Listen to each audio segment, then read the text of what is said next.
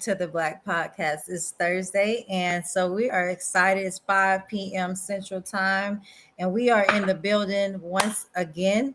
I'm your co host, Dr. Sherelle Hobson, and my partner in crime, Mr.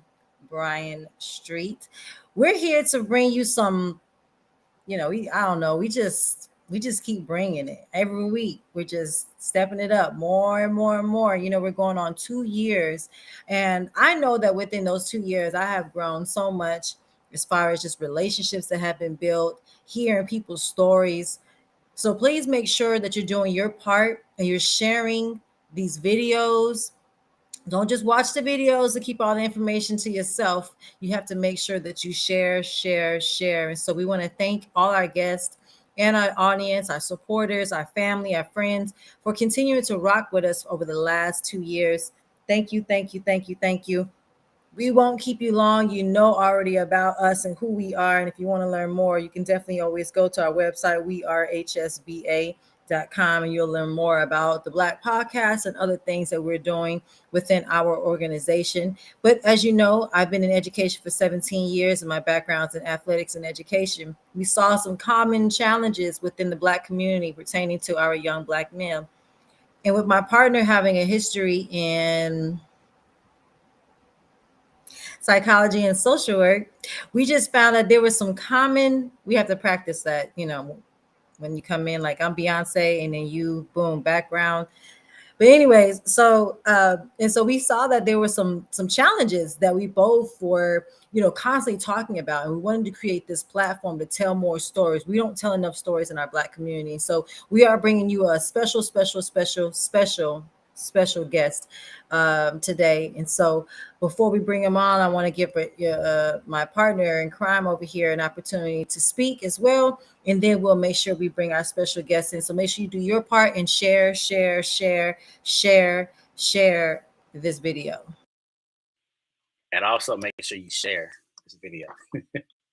So thank you guys for tuning in, for everyone that is watching, whether you're watching live or watching the replay. We appreciate you being a viewer, because you're being part of the collective that's going to be able to go out and help us transform the future of these next upcoming generations. So I'm not going to go too deep into myself. If you're a regular viewer, you know enough about me. You can always go to my website to find out more. If you're watching via Facebook, you already know what I'm about. We do. I'm Dr. Sherelle Hobson. She does her best to go out and find some of the best from our community, and also some of those who are impacting our community, so that we can bring their stories. It's often for us to see people in positions of success, and all we see is the results, but we don't know what the process was like. So we like to share what the process is like, so that in the long run, you'll be able to see what it takes to get to where it is that you may want to get to. We've got guests from all ends of the spectrum, and you may catch on to someone that either you or someone you know is looking to emulate, and we can be that bridge. So without further ado, we're going to go ahead and welcome in the man of the hour, Mr. Wes Turner.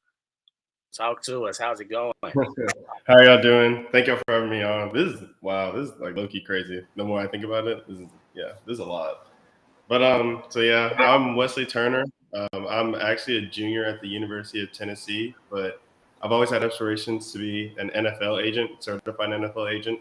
So I started working on it when I was a sophomore in high school. So that was like 2017. And then I've worked in like a ridiculous amount of internships and like leadership positions since then, just to kind of meet my goal. So yeah, that's like a very broad overview. I started in 2017. I started working with Lionhearted Sports Marketing. This guy named Chris Beverly came to my school, and he talked to like 250 of us. Yeah, like 250 of us about being a sports agent. And I kind of thought about it a little bit when I was a freshman, just because I always thought it was cool. You know, like you hear about things like Jerry Maguire, and then there's Black agents now, like Aaron Henderson and like Joby Branyan, and like people of that nature who like continue to make it cool, you know what I'm saying, and make it they make the goal seem very reachable.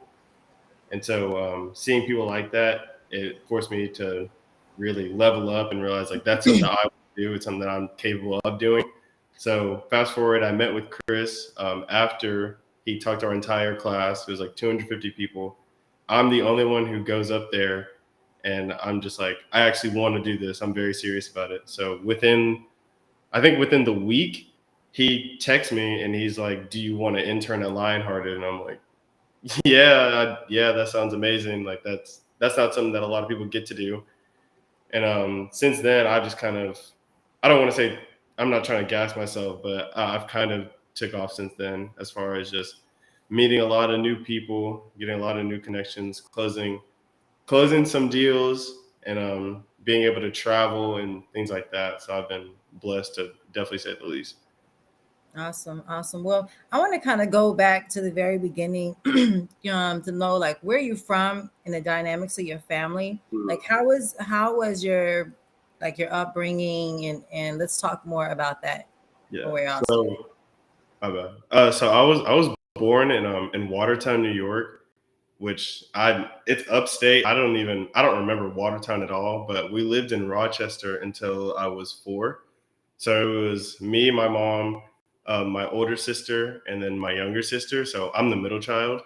But we moved to Nashville when I was 4, so I've lived there my entire life. So I always just tell people I'm from Nashville because I don't want to explain the whole story every time. But um, so I lived in Nashville my entire life. It was just a single parent household. My parents got divorced when I was 4, so I guess something happened. My mom is actually from Nigeria, so she came here in 1980.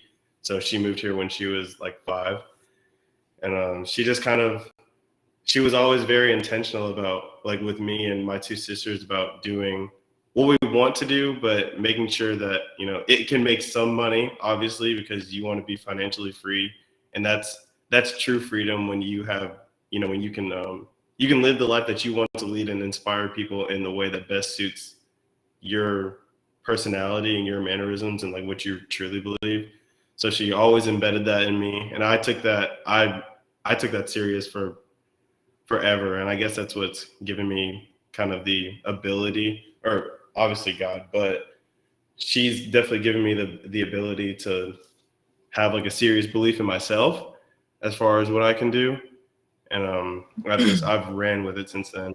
So I lived in Nashville my entire life. Like, I keep repeating myself to say, but I met with Chris, the CEO of Lionhearted, in 2017. And so I worked with him I worked with him closely for 2 years. And then I went to college. I went to the University of Tennessee, or I go to the University of Tennessee. But I went there originally thinking that I was going to just figure out what I wanted to do more in depth later. I thought that I might not like agency as much once it got to the real world. So I actually declared my major going into school as computer science, which was such a stupid decision, to say the least, to be honest. I hated it. It was, to me, it's soulless, but it's just because it was so far off from what I really wanted to do.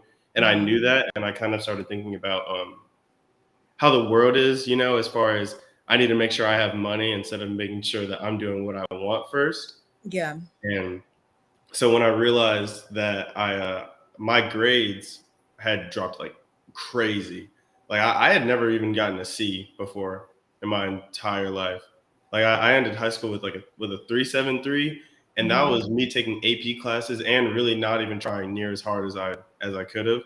So then I go into college, and I'm computer science. This is a whole different world. Like, they do not play at all. I hated that. I hated that so bad. But yeah, my GPA dropped to like a 2.63 or something like that. So I'm like on academic probation. I'm freaking out. I'm calling my mom like every 2 days, like just like this is awful. I don't want to do this anymore. But so my second semester of school, I switched to sports management. And when I tell you, it was instantly better. I had a couple of classes that I had to take still just to test out of. So I ended that semester with like a 3.0 or something. And then I officially changed to sports management my sophomore year, which is like this past year. I got a 4.0. or no. I got a 3.77 my fall semester of my sophomore, and then a 4.0 this past. And then I've been going crazy the more I think about it. That was like while I had internships with Nike Coach of the Year clinics, which is like if you take Lane Kiffin and Nick Saban, and you put them as spokespeople for a conference, and then you take all these high school coaches or lower level college coaches, and you basically tell them how they can upgrade their program. So I led an event management program for them, and then I did marketing and fan experience for baseball and volleyball for Tennessee. I worked in the scouting department of Tennessee for a summer. And then I started my internship with Front Runner Sports. And so I've been with them for about a year. And then I'm beginning like a transition potentially into something else. But yeah, I've been, needless to say, like all that is. Sorry. I want to kind of slow down just a little bit and say, so did you play sports in high school, or how did you get interested? Yeah. Was you an athlete, or what did you do in high school as far as sports wise? Yeah. So my freshman year, I started off on the football team. I hated playing football. I hated it, which is so surprising because I'm definitely a football person. Like that's my favorite sport. That's what those are the people that I normally see me around. You just didn't like the sport, or what was it about football? I think it was honestly the coaching and just seeing how much of like I didn't have time. It really wasn't what I wanted to do. Like I'm very big on that. If it's not something that's like feeding me mentally and like feeding my purpose, what I feel like it is, then I'm instantly just turned off from it. But I'm also very stubborn in that I don't like to quit on really anything. So I stuck with that for an entire year, and it just wasn't it for me. It was the environment. It wasn't so much. It was some of the people. It was just things of that nature that just were repeatedly telling me like, this is just not for you. But then I actually started playing rugby that same year. My friend from the football team got me into it. And so I was, my first 2 years, I was okay. I mean, I was whatever. My junior year, I was captain. And then I started playing like in 7 tournaments, which is like, that's 7 people on each side on the field. And then I played on an AAU team that year, and we ended up going to Memphis, Tennessee, and we won a sevens tournament there. And then my senior year actually got marked off because of COVID. So I didn't even get to play. So then I went to Tennessee my freshman year, and I was going to play on the rugby team. So I had really bad injury stuff with my left arm. I got like tendonitis, and then I tore my labrum. And then at that point, my sports stuff was taking off. You know, like I was meeting a lot of different people, and it was becoming a lot more real for me. And I was like, well, I'm not doing this. Like, because I had no aspirations to play professionally in the rugby, in the major rugby league anyway. So I mean, that was a very easy cutoff.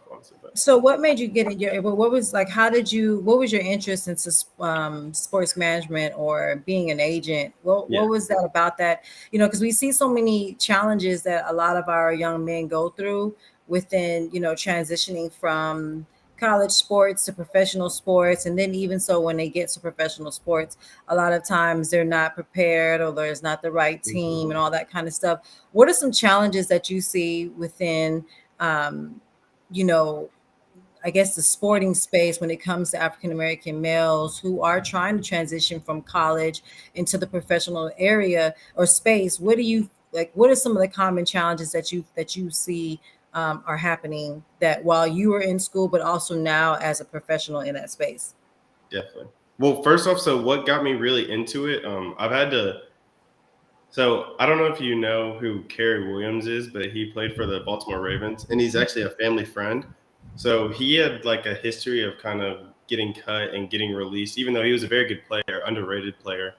But so I would see him in the in-between time, like when he's in Nashville or when he lived in Nashville. And I never saw that break him.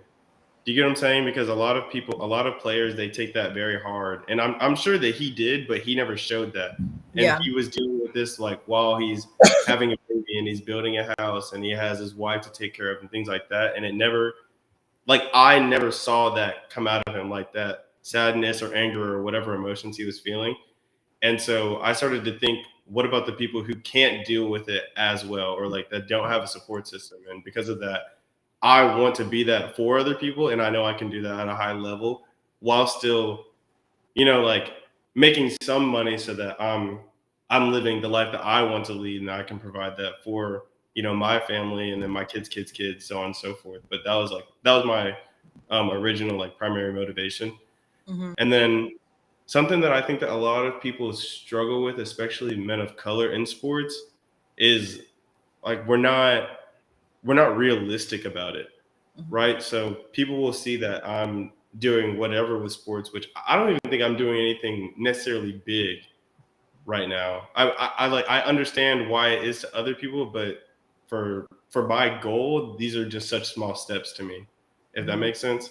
But a lot of people they'll see that I'm in a different city doing whatever and I have a meeting, and like, yes, like that's interesting and that's cool and that's going to be a cool feature of the job.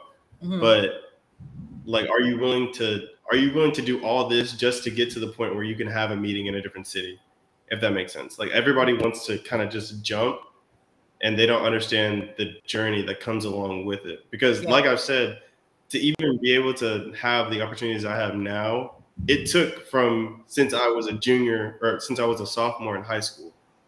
You know what I'm saying? So I started outworking people a lot sooner, like a Yeah. lot sooner.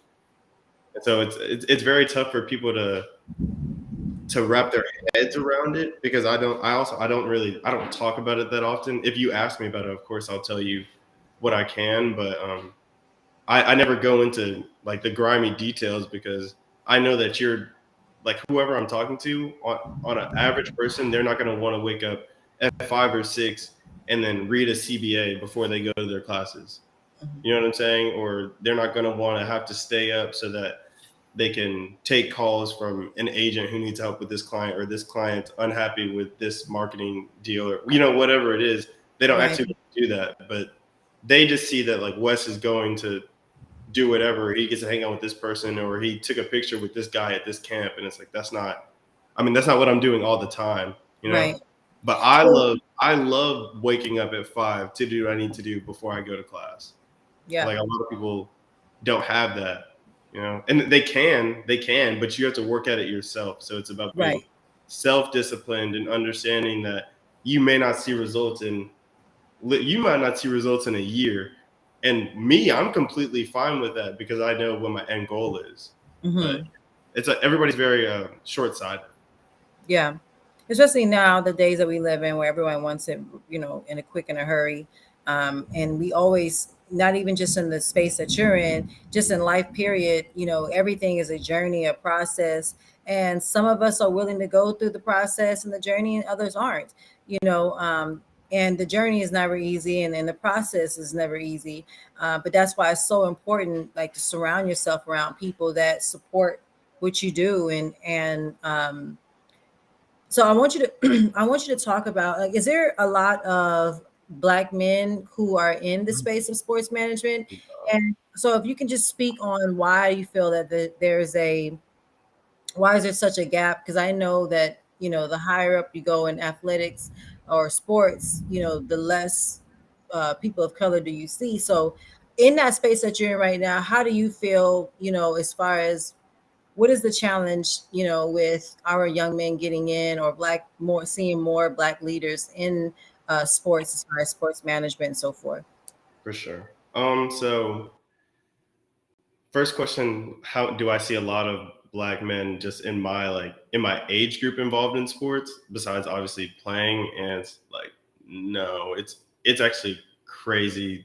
It's actually crazy how many people I know talk about how they do want to be in sports or be involved in it in some way, and they aren't doing anything towards it at all. Like, I have one friend who I was on the phone with yesterday, and we were kind of mapping out our future and like how we can help each other.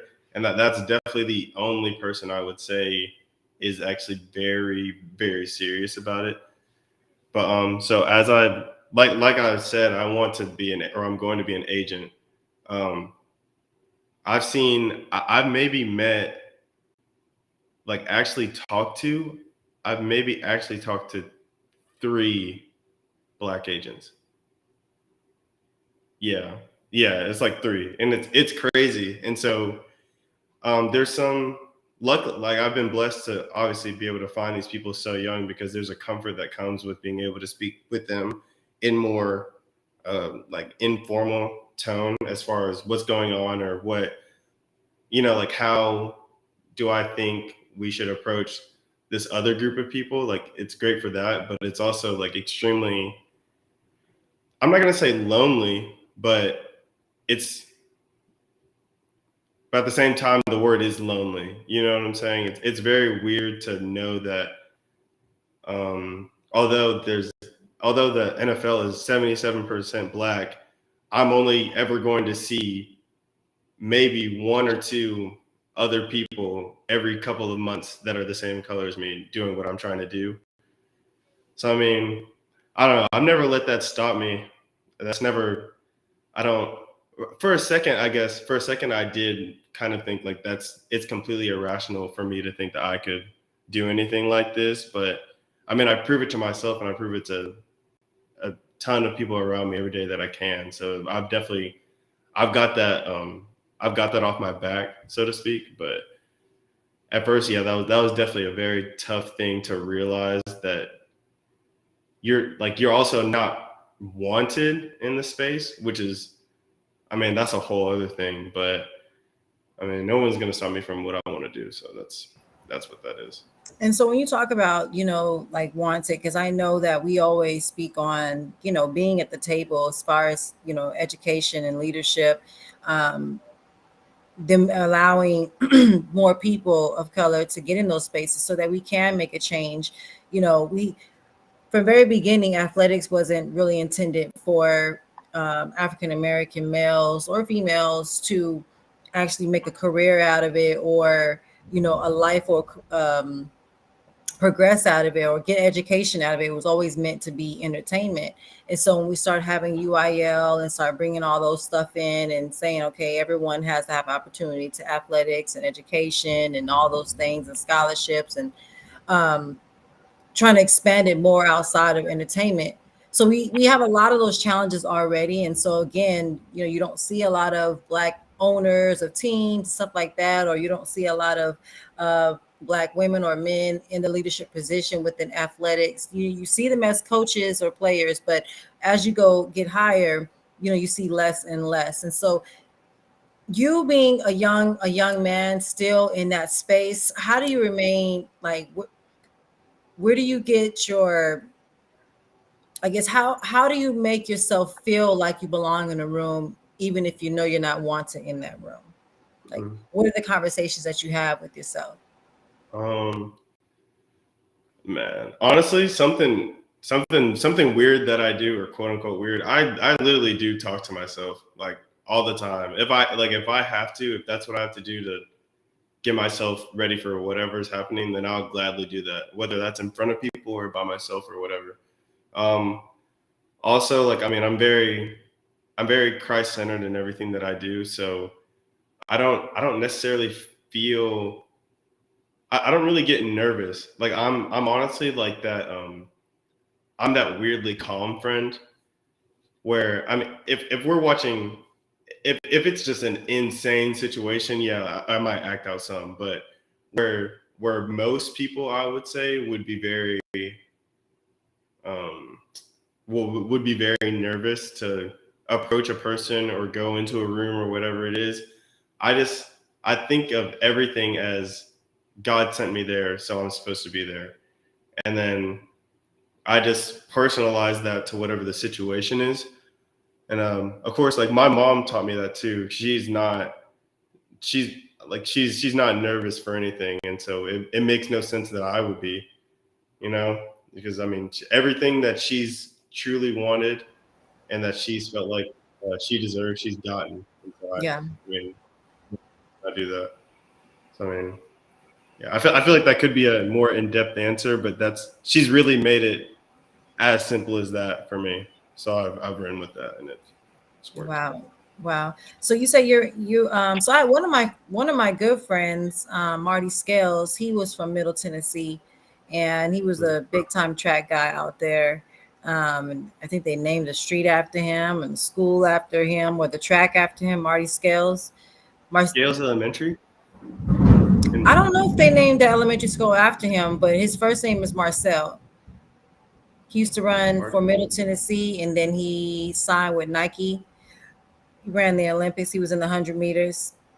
That's what that school is named. Yeah, I know what school you're talking about. Yeah. Okay, so that's my really good friend. But so anyways, so he also went through that journey like many other stories of athletes. You know, they start off and they're doing good. They get either they make it and that's great, or they don't make it. You know, when you're in your space right now, like in college, and how do you find that balance of like, okay, you know, being very present with living your college dream, focusing on your academics, making sure you're doing your internships, like where's the balance, and like how do you, is there balance, and what do you do like when you're trying to plan all these things? Because of course I know you have friends that are like, hey, let's go over here and do this, or let's go over here and do that. So what is that college life for you right now with the big internship you have? For sure. So as far as classes, they have to come first. Any classes that are honestly easy, I try to just finish them within the first 2 weeks. So I'll either stay in or I'll just put extra time towards them in the first 2 weeks. And then they'll normally be done. So I don't have to worry about those for the whole semester. And then, so my other classes will still follow along with their normal, like the regularly scheduled programming or whatever. But and then socially, well, actually, let me talk about internships first. So with the internship, everything that I'm doing is what, like, I understand how it fits into the grand scheme of things, right? So essentially, like, I'm living the life that I want to live in college that I want to lead professionally, right? So like when I'm outside of school. So I never let it stress me out. And it always works out perfectly because like, that's what I feel like I've been called to do. And so like, I've never really had any issues trying to figure it out with my schedule because it perfectly aligns with my schedule, if that makes sense. And then socially, yeah, I might miss some events, but I mean, college gets really redundant really fast, and I recognize that. I recognize that my freshman year because, I mean, so truth be told, so when my grades were going down, I was like, well, I don't like this major anyway. It doesn't matter. I'm just gonna go do what I want. And so like I would go out pretty often, and I just after maybe a month of doing that kind of just repeatedly and kind of like pushing aside the things that I should have been doing, even though I hated it. Once I realized like how terrible of a cycle that is, I broke out of it. And so, wow, where was I going with that? So you're just talking about how you're able to balance with the internship and then going out and yeah. But because of that experience I had my freshman year, it's very easy for me to say no to going out one night, especially if I have something else I need to do. But even on nights where I don't necessarily, where I could just take that time for me or have like, like a smaller social with just my friends instead of going out to a party or going out like on the town or whatever. That's actually, it used to be difficult for me to say no, but that was when I wasn't living in a purpose-driven way. If that makes sense. So really the point of what I'm saying is that finding purpose makes it so much easier for me to put everything else that really doesn't matter. It makes it easier for me to recognize that quickly and then put it on the back burner. And then should the opportunity present itself for me to go out and do that thing that was on the back burner, if I really truly have the time, then I'll go and do that. But if it doesn't fit what I'm trying to do, then it doesn't really matter to me. Absolutely, absolutely. And I would definitely agree with that. I'm in the same boat, and I think Brian is the same way. You know, when you're aligned and you understand the purpose and plan that God has for your life, and you're on that track, the other things that maybe used to be attractive to you, or that you found interest in, you no longer want. It's like you Yeah. find excitement in going home and branding, or working on your craft, or working in your internship, doing work. So it's like people think like, oh man, you never want to go anywhere, you're staying home, that's boring. But when you're actually walking in the purpose in your life, and that you're in alignment, you get excited. It doesn't feel like work, or it doesn't feel like you're missing something, right? Because people use, No. girl, you're gonna miss this and that. I'm like, it's okay. It'll be there next year. Like, I'd rather go home and take a shower and get on my computer and work on my business. Right. That's exciting to me. So I would definitely agree with you, and Brian would do the same on it's different. It's a different type of conversation when you're in alignment. So when you're talking to other people who aren't, or maybe they don't know what they want to do, or they're not seeking that, you spend a lot of time trying to get people to understand why you rather do this than do that. And so I learned to stop worrying about what everybody else felt I should be doing, and telling me what I missed. And I'm like, I'll get to it when I'm ready to get to it. So thank you for sharing that. Yeah. I've had way more fun knowing that I'm doing what I need to do instead of like going off on these crazy tangents. Man, so I haven't been on screen, but I've been listening in, and I go way back to when you made reference to the grades dropping and that GPA slipping. Man, how long you say you had 2 point what? I was at like a 2.73, I think. Got you. I No, dropped down it was 2.63. It was 2.63. That's how to low it got. 6. Yeah, it was Man, like well, I can definitely relate, man. I can definitely relate because when I went to college, I declared accounting as my major initially because my dad was like, you should be an accountant because the most successful people in his circle were accountants. But it was only after I realized that I wasn't caring about class as much as I was caring about class in high school. In high school, it kind of came natural, but I enjoyed it as well.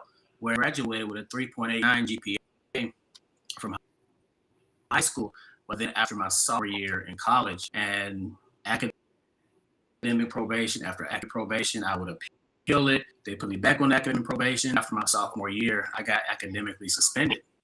So I got the boot.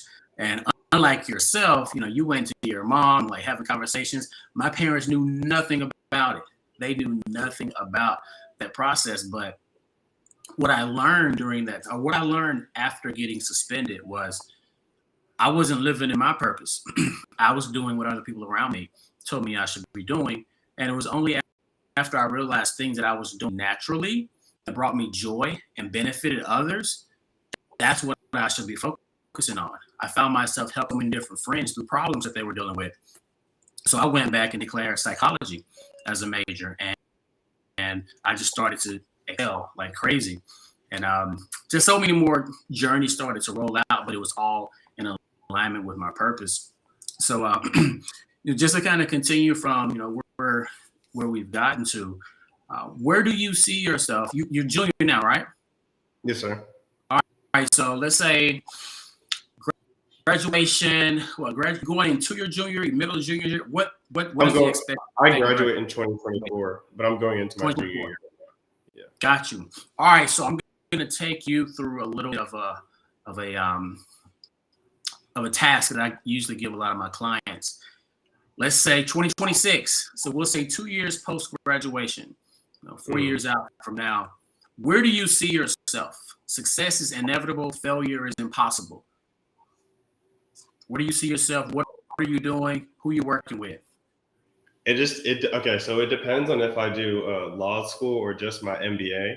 If I get my MBA, then I'll be sitting for the NFLPA by then. 2 years after. Nice. Yeah. If I only do my MBA, if I'm in law school, then I'll either be at Texas A&M or or a school in Cali. It's really whichever is cheapest and where I feel like I can get like the best connections.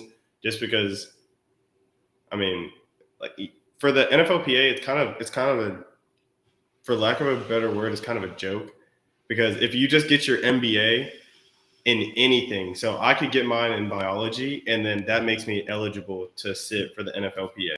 Like they don't. It's weird. It's kind of, they're just trying to, the Rich Paul rule. Yeah. Do you know what I'm talking about? Yeah, I They're heard.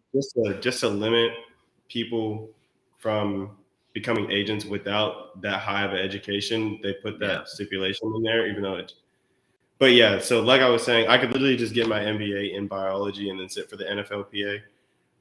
As far as where I would be working, I don't want to say like a name per se, but it would definitely be a reputable agency, preferably smaller, or I could just work in a more intimate group just so that I can make sure that I'm fulfilling my end of service to the athlete, to the best of my ability.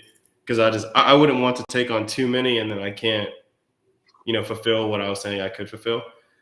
And then, yeah, but I definitely want to live west of Tennessee. I've been here for forever, so I'm straight now. Yeah, man, you got to get out. You got to get out, because I was given this training at the local university, and there was a couple people that were saying, I would like to maybe get out of Mississippi. I'm like, get out, go. Because once you get out there, you're going to see that the world has so much more to offer because you're in it. And, instead of seeing it on TV, social media, whatever, yes, that looks okay. I can do that, but until you actually put yourself in it, it's not as real for you. So I say, go for it, man. Get out west and figure out what you can do to potentially bring back some, even more knowledge to those who are here on the east, southeast, anywhere along these areas. So, what would you say? Has been the major challenge for you? Because I listened to some of what you were mentioning about being a minority in the space that you're in, and yes, it can sometimes become lonely, but you're that type of individual that, from what I was getting, you're blazing a trail, and you don't care if anybody says that there's a path for you here. No, I'm going to create it myself. I don't care if I'm by myself. Kind of walk us through. I know you mentioned your mom. You can tell us a little bit more about that, as far as encompassing that type of internalized desire to just go get it. Like, where did that come from? So definitely, I would definitely say my mom and my dad. My dad has always just been like, he's always been a hustler in the aspect, like obviously professionally, but he's just always been the type to, I know somebody who can help me with this to get where I need to go. Where my mom has always been, she's definitely getting closer to that, where she's using like resources and connections. But my mom has always been like, no, I can do that. Like, I can figure that out. Y'all get what I'm saying? And I've always admired that like a crazy amount, because it's way harder than you would think. Like you see it in a movie or something, and you're like, oh, that's hard. Like that's cool. I could definitely do that. Like whatever. But you don't actually internalize what it takes, like mentally, financially, spiritually, like whatever it is, like what it actually takes to do something like that. And so because of that, I've kind of resonated with it more, because I don't necessarily like asking for favors. And not to say that my dad ever did that, but I'm just saying that like I was never the type. I'm getting to be more like that now, but I was never the type to be like, who knows how to do this that can help me with it. I was always like, okay, how do I figure out how to do this? And I don't think that she ever even necessarily meant to instill that. It's just the way that my mom, the way that she carries herself and how she acts like on a day-to-day basis and how she cares for other people, it just rubs off on you. It doesn't really, like, she was obviously extremely intentional raising me and my three sisters, but I don't think that she was intentional in that aspect. Like, that's just who she was, and you get that, you reap the benefits of being her child because of that. So yeah, and I'm glad that you mentioned that, because in a lot of the training that I do, I try and help people realize that when you're coming up, your parents surrounding, they don't have to tell you, hey, I'm you to one day be able to do X, Y, and Z. Just by default, by observation, you're learning vicariously through being in an environment. Whereas some people, we learn the negative. We learn how not to go after what we want. We learn how to settle. We learn how to say we can't afford that. We don't buy things like that. We can't live in a place like that. And it seemed like it was the opposite for you in that respect, please. And a lot of people don't realize you can actually change that moving forward by, as I mentioned earlier, getting out of your current environment, surrounding yourself with different types of individuals. Now, I've heard Dr. Hopkins mention a few times the sorry, not to interrupt you. I have to say this. Really, my bad. Yeah, go ahead. But like something crazy that I learned, and like you hear this all the time, and it's amazing like how many lessons will be just kind of like thrown in your face all the time, and you don't realize it or you don't want to. You are the average of the 5 people you hang around. I tell all my friends that, and like when I say I mean that, I mean that. Like if I genuinely do not feel like you can add value to my life in the way that I need, it's rare that I'm around you. It's very rare, or it's a huge social setting where it's not in my control. But like as far as like me reaching out to you to be around you socially or professionally, like it's rare, very rare. But yeah, my bad. I had to say that. No, I'm glad that you mentioned that, because that's something that I mention on a regular basis, and even my partner and I, we train on it all the time. We did a session. When was it? It was Monday night, a mindset session.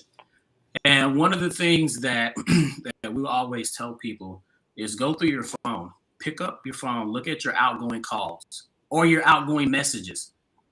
Scroll down the last 20 or so people that you called, the last 20 or so people that you met. Would you be willing to trade lives with them?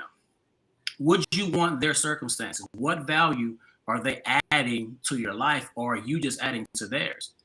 If you get too far down that list and these people ain't add no value to your life, they need to go.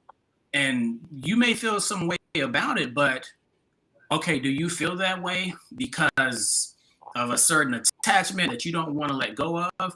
You need to hop on this little scale and figure out, is this attachment to this person that you've known for so long but still holding you down, is this more important to you than where it is you say you want to get to in life? You got to substitute some of those people. And it's not like you completely cut them out your life. You limit their access to you. Like you said, we can hang when it's a huge social event where maybe I can be around you for a couple of minutes, then I can go rub shoulders with somebody that's going to pour into me. So I love the fact that you mentioned that. I don't know how old you are, but a lot of us don't grasp that. How old? I'm 20. I turned 20 in May. And yeah, guys like your age, no, like that mindset doesn't exist. So you're way beyond your age or before your time. However they say, you know too much, but it's a good thing because so many people around you, they need that rubbed off onto them. It's just far too often that we settle for what's in proximity of us, and we don't say, you know what, instead of going to this hangout spot that I'm accustomed to going to, you know what, there's this lunch and learn that's going to take place at the same time I usually hang out, but it's a higher caliber type of crowd. Let me go, see what's going on over here. And it wasn't until then, me going to events like that till I realized I have more value to offer than I even knew, because beforehand, the people around me, I was talking over their head. So I had to lower my vibration to be on their level. So emphasis on the over their head part. Yeah, man. So I'm glad you mentioned that. I don't know about Dr. Hobson over here. She's the one in the house, the PhD. So what do you feel about that as far as him being, I'm not going to put your age out there, but him being a couple of years younger than you and already having that type of mindset?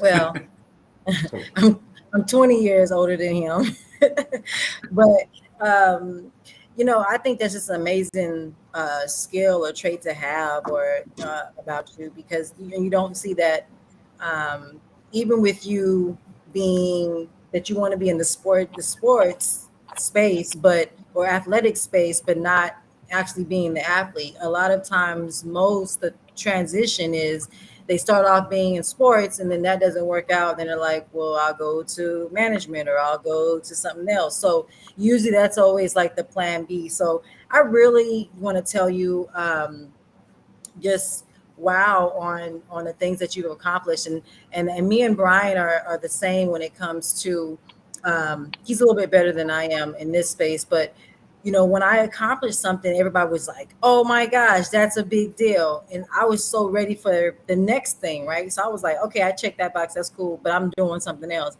Everybody else was still wowing, and I was focused on this next thing. And so of course there's something great about that, right? Because you're always striving to be better.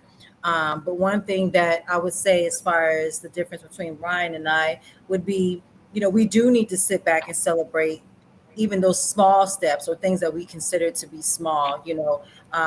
So you having this internship, to you, yes, the bigger picture. God has given you the vision and shown you where he may see you. But for other people, it is a wow, right? For somebody else to see you doing that, it creates a space for them to feel successful and want to go and accomplish something more. And so, I think that's a great quality to have, that you're able to say, okay, I'm going to go do this, or I'm not going to go do that, or this person's good for me and this person's not good for me, or these are my goals and I'm going to stick to them. Because a lot of us realize that later on in life, it wasn't through mentors and stuff like that. It was just, once you got tired of doing something, you just stopped doing it. But for you, you just seem like you've always been on track. And so I really appreciate you doing that and speaking on behalf of the youth. So let's talk about, I know, to kind of close out right now within your peers, obviously you're a leader, and just you mentioned what you tell your friends on a daily basis. What is that one thing that continues to give you that why? What keeps you motivated? What is that one thing that drives you behind what you're doing? And then where can we find you in some of the things that you're doing? Do you have any events and stuff coming up, or anything, or anywhere we can find you to support you? So a why is this, so bringing it back to Chris, the CEO of Lionhearted, he told me when he was younger, like he's trying to be for other people what he wishes he had, as far as, like a mentor and a leader. And I've like internalized that for like my entire life, because it's a crazy thing to think of, and you don't realize how much, like it takes a while to realize how much a mentor can mean, to you, whether it's like personally or professionally or spiritually or whatever you need guidance in. So that's definitely, I would say that's my driving force, besides just being a purpose driven person in itself, and always wanting to fulfill, God's vision for me. But past that, anything past that, like that's me, like that's just how I've always been. That's how I'll continue to be. And then where I'll be, so I'll have like a big announcement in like, say like 4 days or something like that. It just really depends on what I want to. So you'll hear from then. And then, I'm a student ambassador for my school, like, go balls. And then I'm president of Brothers United for Excellence. Oh, you're hating. You're Why gonna, you laugh? Why you're you not? gonna, you did, I didn't. I wasn't motivated when you said it. You're like, go. It's like, Well, I don't want to go to that school. It don't seem like it's live. The you'll way see. you just You'll said it, see. but But yeah, then I'm president of Brothers United for Excellence, where I kind of try to convey this same stuff to them, even though I'm not really much older than them. If not, I'm younger than them. But yeah, you'll definitely see me there, because I'm not gonna say turn it around, but I'm gonna make it what it should be on campus at least. And then I'm on the executive board for Partners in Sports. And then I'm vice president of corporate relations now for the Professional Sales Forum. So you'll really see me all around the University of Tennessee, to be honest. And then, once grad school comes around, then I'll just be on the west side. I mean, I'll figure that out when it comes to it in more detail for sure. But I see you have a fan club. They're saying that's my president. yeah. Oh, okay. I see you got a fan club. That's awesome that people support you, and that's what ultimately you want is people that are going to support you. So that's my president, real leader right there. And so when people see you in leadership role, I can just see greatness all over you. We definitely need young men like you, especially right now with the amount of trauma that our young men for our Black community face on a daily basis, the things that we see, especially with our athletes and just, the police brutality, just all kind of stuff that's going on, a lot of trauma that our young Black men deal with. And Brian, definitely that's his space to operate in. But, we really appreciate you being in that space, and we look forward to, partnering with your university and with you and how we can bring some mentoring and leadership programs onto your campus, because there's not a lot of young men like you, and the ones that are, also need support and making sure that we are bringing outside partnerships and mentorship programs there. How often do you guys do that at your university? Is that something that your university takes, pride in, as far as mentoring and leadership programs for the students? So actually, I reached out to our alumni center or our alumni mentor program, and I mean, transparently, I asked that I could find a mentor who was Black, because I mean, that's what I want to see. It's a lot more motivating to see someone who looks just like you doing it. And they could only send me one recommendation for someone working in sports, and he was still unavailable, so I couldn't even bring him on as a mentor. So with BUE, even though that's a shame, I feel like seeing someone who's your age doing what you want to do can be as influential, if not a lot more. So with BUE, my plan, well, I wasn't even going to say this, but now, why is Brennan on? That's funny, my bad. So with BUE, what I'm going to make sure of is that every single one of them can act as a mentor. Carry yourself correct, because we don't get as many chances with this, and it's not as hard, and it's a lot more interesting. It's a lot more fulfilling when you start working towards, who you want to be now, and you can portray that to so many more people while they're on campus and they have the chance to make those lifetime relationships with you. As per if you become a professional and you're becoming this huge mogul, or you're becoming who you want to be, and this kid from Tennessee is reaching out to you and they're a freshman, you're not going to allocate the same amount of time to help them out. Whereas right now you have every reason to be around them. You know what I'm saying? Because campus is still small, especially at Tennessee. There's only 1,000 Black people there, so everybody knows everybody. So I'm gonna see you 2 to 3 times out of the week, whether it's a social event or it's a club or it's class or we're just walking. You know what I'm saying? So start acting like that for them now. But yeah. Now something that I'm loving here is, yes, you lay out the facts on what you're involved in, your mindset, so on and so forth, but you're not necessarily patting yourself on the back, or tooting your own horn. But you don't have to, because the comment section is blowing up about how great of a leader you are. Shut up. I'm telling you, hot boy. Whoa. Yes, when you can. For a lot of young leaders, not too many guys take the kind of action to inspire greatness. Mm-hmm. No, wait, but no, for real, wait for what BJ does, because that dude, he's gonna be crazy. And Brennan, just wait, man. Well, I can only imagine if they're all part of your crew. I'm just excited about what you guys. Yeah, no, I'm gonna make sure they make it some way. The stuff that I talked to them about, day to day, just about like what we want to be and what we want to be for other people, like not even ourselves. Like I'm completely fine telling them any plans I have.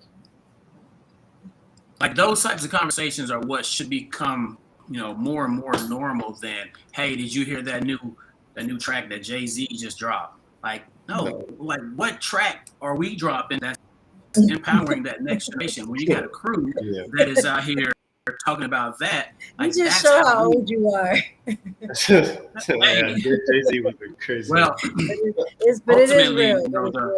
The whole notion behind what I'm saying is iron sharpens iron just as one brother sharpens another.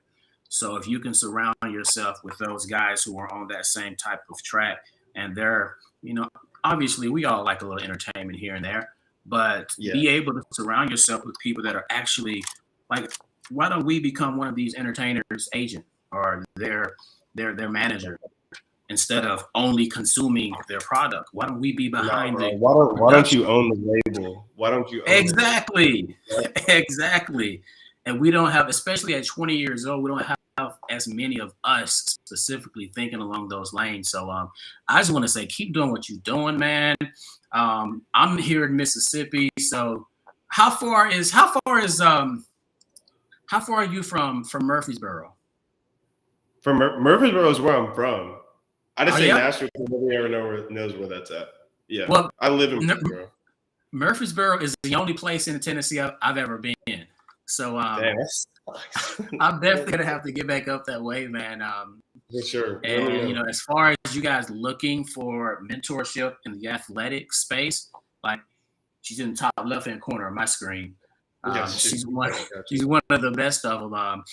She has that attitude that'll shake you up and get you on track, but at the same time, she has a certain level of inspiration and makes you want to do it regardless. So I know we'll definitely be reaching out to you via email, and I'm sure Dr. Hobson will be reaching out via social media as well.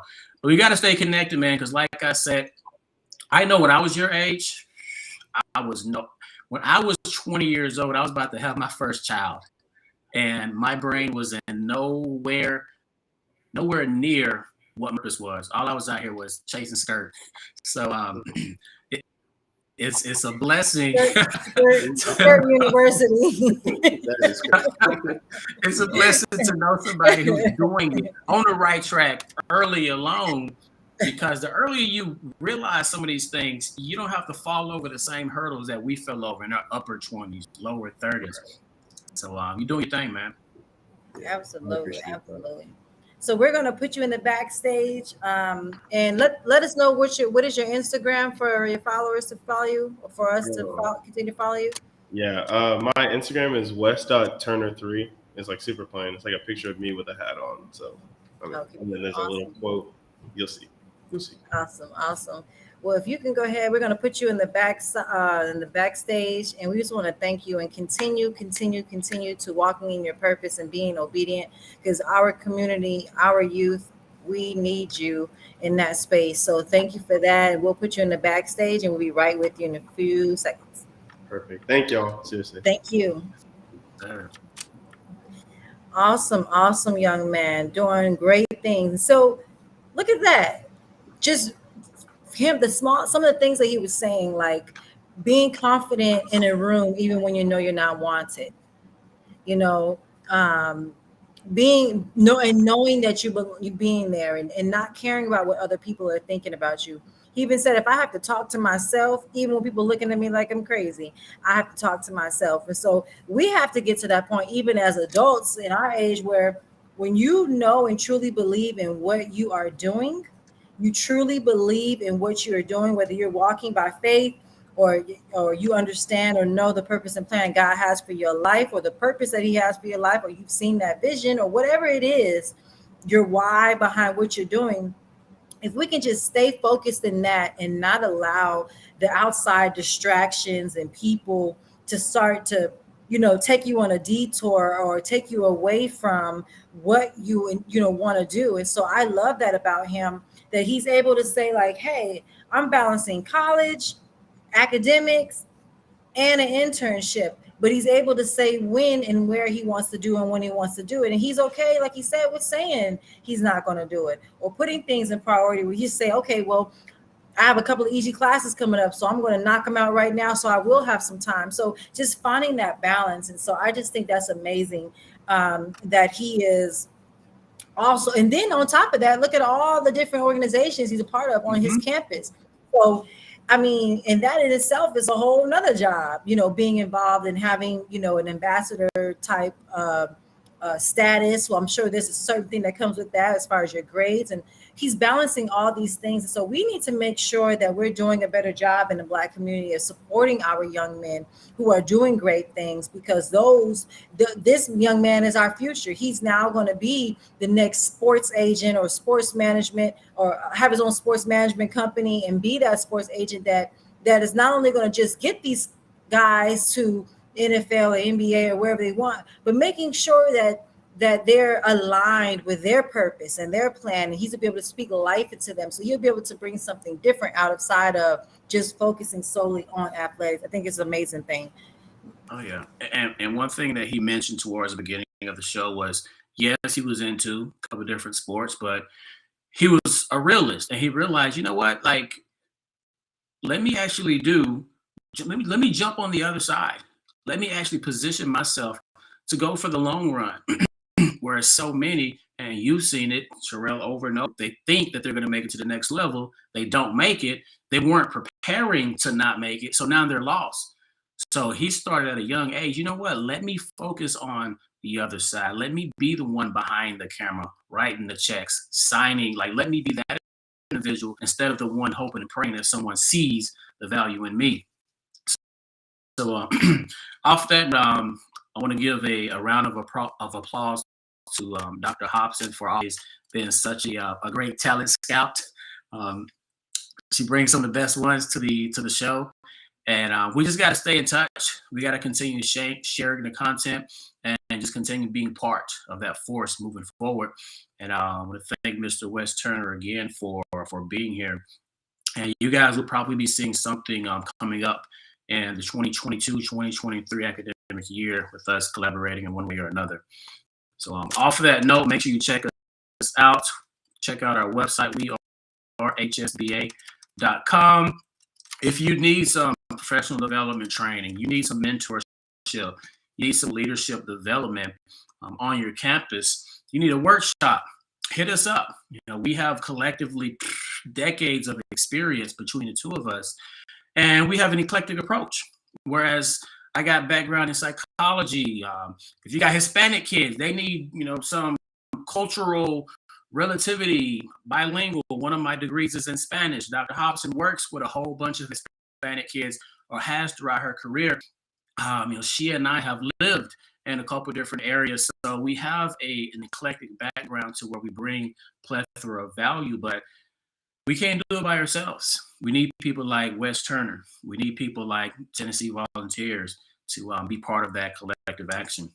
So off that note, any final words, Dr. Hobson? We will see you same time, same place. Continue to support. Again, like Brian said, look out for our newsletter. Go to wearehsa.com and subscribe to our newsletter. Find out what we're doing and how we can help. We're not going to grow as a community and make a change until we all decide to contribute in one way or another, whether it's through volunteering, partnerships, collaboration. We have to all do our part. So please make sure that you are doing your part. See how you can support us and how we can support you and make this thing make a difference in our educational system for the betterment of our community, our young Black men and women. So on that note, we'll see you next Thursday, same place, same time. We love you. We thank you for supporting us, and share.